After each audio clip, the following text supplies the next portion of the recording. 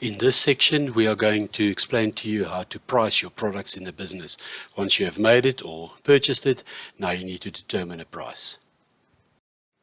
And as Warren Buffett said, the price is what you pay, the value is what you get. Hopefully, while you are busy pricing your product, you will get close to the real value to the client.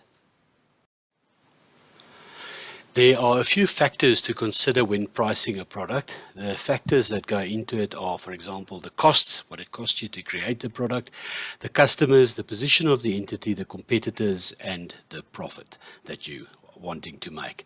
So first of all, we said costs. That's the cost associated with the product or service that you provided. That is the costs that will be incurred in order to produce it or to provide it. Obviously, you need to recover the costs. The customers that will be purchasing the good or service, the market of these customers and consideration as to whether there is an active market for this item and what will the customers be willing to pay for the item. Also, the position of the entity.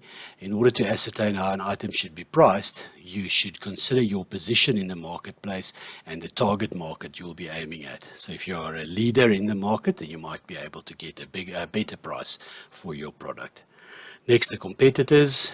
Look at whether we can compete with them. It may be difficult to compete if the market is already saturated with competitors who are able to produce the same or similar product at an amount which is lower than the entity is able to produce the product at. You must also consider if you will be able to compete at all and consider that market. And then lastly, we need to consider the profit that we need or wish to obtain, and if it is possible to achieve this with the cost of the item and the price at which it will be sold.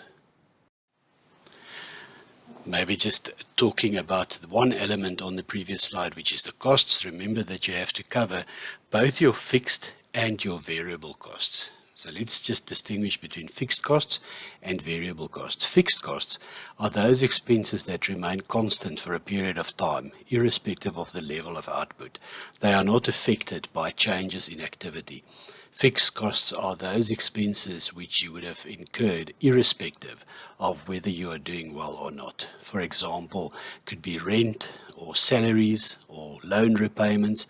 They stay fixed regardless of your level of activity, as we said. Then obviously the variable costs are the ones that do not stay fixed. They will change directly with the output. As you produce more, your costs will increase. When volume goes up, variable cost will increase. Volume goes down, so too will the variable costs. Examples of variable costs could be wages for part-time staff that you hired for specific projects. Maybe you hired them to finish one project, and when the project is finished, you don't have to pay anymore. Electricity that is directly incurred in producing the product, and water perhaps. Those are examples of variable costs. So you should take both of those into account. Each sale must make a contribution towards covering your fixed costs, your overheads or your variable costs, as well as then obviously making profits. Okay, so let's look at a simple example. Say we want to produce a watch. The company's policy is that we are trying to achieve a markup of 20% on all sales. So 20% of the selling price is our profit. Let's say, for example, the cost of the material was 50 Rand. You work out how much it cost you to buy all the materials.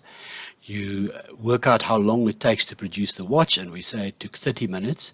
This particular employee's hourly rate is 60 Rand per hour. Therefore, the cost of the labor will be 60 Rand divided by 2, which is 30 Rand. You take the allocated overhead cost, which is 40 Rand. So that would be your total overheads divided by the number of watches you manufacture. And we got to an amount of 40 Rand. Therefore, the total cost of the product will be the 50 Rand for the material, 30 Rand for labor, as well as 40 Rand for a portion of the overheads. Then we get to 120 Rand. Then we add 20%. It doesn't help to add 20% of the 120 Rand, because then you're not going to get to a 20% profit. You need to add 20% of your selling price. So the easy way to do this would be 120 Rand divided by 0.8, which is the cost, 0.8, and that will give you 150 Rand. There's various different ways of getting to it, but the end result is you should sell the watch for 150 Rand. That will give you a 20% profit. 20% of the 150 Rand is 30 Rand, so that'll give you a 30 Rand profit, and it will cover your material, your labor, as well as the allocated overheads. We close with this final quote: pricing is the only element in the marketing mix that produces revenue. The other elements produce costs.